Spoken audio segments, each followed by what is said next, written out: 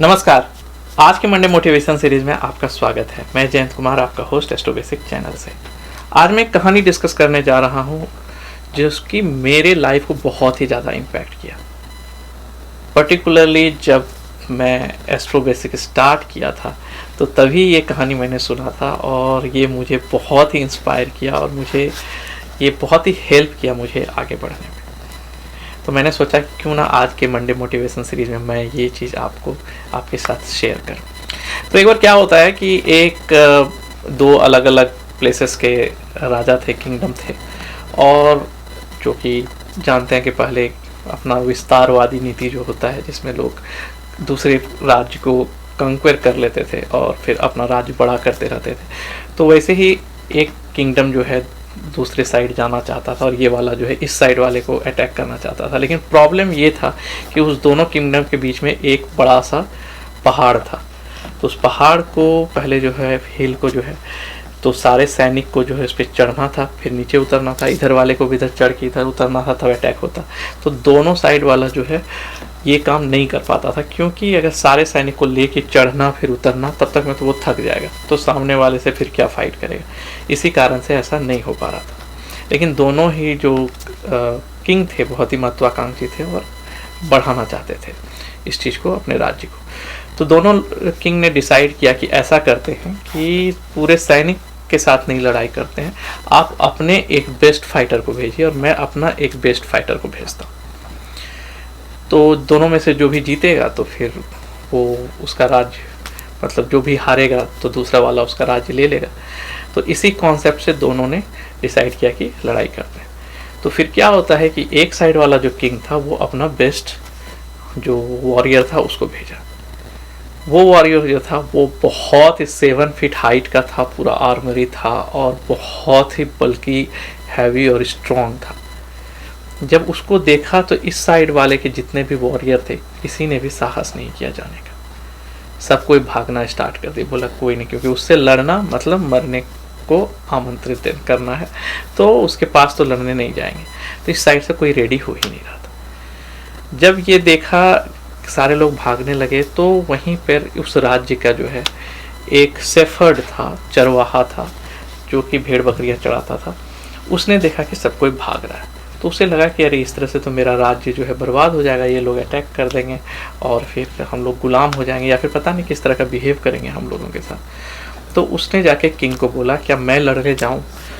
तो उसने बोला कि तुम कैसे लड़ोगे, तुम तो शेफर्ड हो, तुमको पता भी नहीं है आर्मी के बारे में, और वो तुम देख रहे हो कितना बड़ा है, विशाल का है। तो इसने शेफर्ड ने बोला ऐसे भी आपका तो कोई जा नहीं रहा है लड़ने के लिए, तो आप हारने ही वाले हैं, तो क्यों ना आप मुझे भेज दें। तो किंग ने सोचा कि चलो ठीक है, अगर मरना चाहता है तो मरने देते हैं, तो उसको भेज दिया। तो इस साइड से जो था वॉरियर जो कि 7 फीट हाइट का था, बहुत लंबा चौड़ा था, आर्मर से पूरा ढका हुआ था और पूरा सारे तलवारबाजी या फिर जो भी कहें आर्म्स में पूरा स्किल्ड था। और जब इधर से उसने देखा तो उधर से एक शेफर्ड आ रहा था जो कि हाइट में भी ज़्यादा नहीं था, कोई वैसा मस्कुलर भी नहीं दिख रहा था, उसके पास कुछ आर्म्स भी नहीं थे। क्योंकि जब वो जा रहा था तो राजा ने, किंग ने बोला उस शेफर्ड को कि जाओ, तुमको जो भी आर्म्स ले जाना चाहते हो ले जाओ। तो उसने बोला मुझे ये सब चलाना आता नहीं है, तो मैं कुछ नहीं लेके जाऊँगा।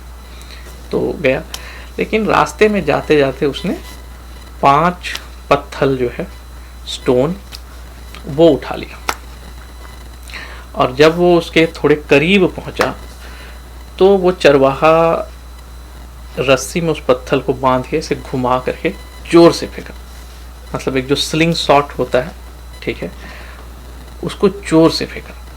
और वो इतने स्पीड में गया कि वो जो 7 फीट का जो वॉरियर था उसके इस सेंटर पे लगा और वो वहीं पे गिर के मर गया। इस साइड वाला राजा जीत गया। तो बेसिकली ये जो स्टोरी है ये आप लोगों ने भी सुना होगा। ये जो बल्कि वाला पर्सन था वो गोलायत था और ये जो था बंदा जो शेफर्ड था वो डेविड था। तो ये बहुत ही नॉन स्टोरी है। तो ये जो शेफर्ड डेविड था ये बेसिकली ये जो स्लिंग शॉट जो कहते हैं, वो जो उसने चलाया रस्सी में पत्थर को बांध के घुमा के जोर से फेंकना जिसको कहते हैं, ये जो कि जब भेड़ बकरियां चराता था तो कुछ फॉक्स जो है लोमड़ी की तरीके सब जो अटैक करते थे जानवर पे, जंगली जानवर, उसको भगाने के लिए ये करता था। लेकिन वो उस स्किल में बहुत ही पारंगत था, बहुत ही एक्सपर्ट था जिसको कहते हैं। इसको और कुछ नहीं आता था, इसको बस एक स्लिंग शॉट ही चलाना आता था, लेकिन वो इसमें इतना एक्सपर्ट था कि, और उसके स्लिंग से जो वो स्टोन निकलता था वो इतना स्पीड से निकलता था कि वो किसी भी जंगली जानवर को मारने के लिए काफ़ी था और उसको भगाने का, और उसके डर से जंगली जानवर आते नहीं थे। तो basically moral of the story ये है कि हर इंसान के पास जो है कोई एक स्पेशल क्वालिटी होता है और उसको वो क्वालिटी पता होना चाहिए। अगर आपको भी पता है कि आपके पास क्या स्पेशल स्किल है, क्या स्पेशल टैलेंट, क्योंकि भगवान सबको कुछ ना कुछ तो टैलेंट देते हैं। मैंने इतने लोगों का चार्ट देखा है, इतने चीज़ देखा है, हर में कोई ना कोई तो एक ऐसा चीज़ रहता है जो कि उसके लिए यूनिक रहता है, जो उसका स्ट्रेंथ रहता है। अब दिक्कत ये हो जाता है कि उस स्किल को यूज़ करने के लिए या तो उसका सिचुएशन ऐसा नहीं रहता है, इन्वायरमेंट ऐसा नहीं रहता है जो वो यूज़ करे, जिसके कारण वो जनरल रह जाता है। लेकिन हर इंसान के पास जो है एक स्किल ऐसा ज़रूर रहता है जो उसको यूनिक बनाता है, जो उसको कम्पिटिटिव बनाता है, जो कि भगवान के अनुसार जो है हर इंसान एक मास्टरपीस के तरह ही होता है। वो हमेशा जिसको भी बनाते हैं उसमें कुछ ना कुछ स्पेशल क्वालिटी दे के ही भेजते हैं। डेविड को, वो शेफर्ड जो था, उसको वो स्किल पता था, वो उसको पता था कि he is best in what ever he is doing. वो स्लिंग शॉट चलाने में ही इज़ द बेस्ट, और चाहे उसके सामने कितना भी विशालकाय आदमी क्यों ना आ जाए, वो उसको स्लिंग शॉट से ही गिरा सकता है मार करके। तो ये कहानी जब मैंने सुना था तो मुझे बहुत इंस्पायरेशन मिला था, मैं बहुत इंस्पायर्ड हुआ था इस कहानी को सुन करके, क्योंकि मेरे सामने भी एक चैलेंज था कि इतने सारे लोग हैं मार्केट में, इतने सारे एक्सपर्ट्स हैं मार्केट में, I don't know whether people will accept me or not. लेकिन मुझे ये समझ में आ रहा था कि भगवान ने कुछ ना कुछ तो मुझे स्पेशल स्किल दिया है, तो मैं उसको ही यूज़ करूँगा, मैं उसको ही शार्प करूँगा, मैं उसको ही इन्हांस करूँगा, and I will be the best in that what ever, rather than thinking about the surroundings कि अब बाहर क्या है, कौन कितना स्ट्रांग है, कौन कितना महान है। मेरे पास क्या स्पेशल टैलेंट मिला हुआ है मुझे, मैं उस पर वर्क करूँगा। थैंक्स टू एस्ट्रोलॉजी जो मुझे हेल्प किया जानने में मेरे बारे में, और इसलिए मैं जब भी कंसल्टिंग करता हूँ तो मैं कोशिश करता हूँ लोगों को बताने का कि उसके अंदर क्या टैलेंट, वेदर वो एक्सेप्ट करे चाहे ना करे, उस चीज़ को यूज़ करे या ना करे, ये तो उसका इंडिविजुअल चॉइस है, लेकिन ये चीज़ जाना जा सकता है। तो आज के स्टोरी का मोटो यही था कि आप भी अपने अंदर स्पेशल टैलेंट, स्पेशल स्किल को ढूंढिए और उसको इन्हांस कीजिए।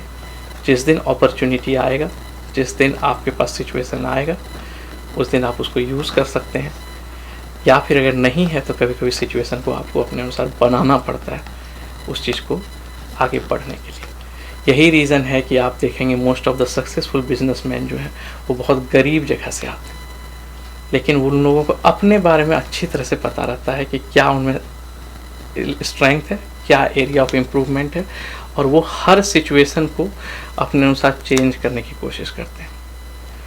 लेकिन अपने स्किल और उस चीज़ को वो चेंज नहीं करते हैं, उस चीज़ को वो शार्प इन्हांस करते हैं। तो आई होप आप मेरा मैसेज समझ गए होंगे। So thank you. अगर आप ये वीडियो मेरे यूट्यूब पे देख रहे हैं तो प्लीज़ सब्सक्राइब माई चैनल, और अगर ये वीडियो आप मेरे फेसबुक पे देख रहे हैं तो please like my page. Thank you, मिलते हैं अगले वीडियो में, तब तक के लिए बाय बाय।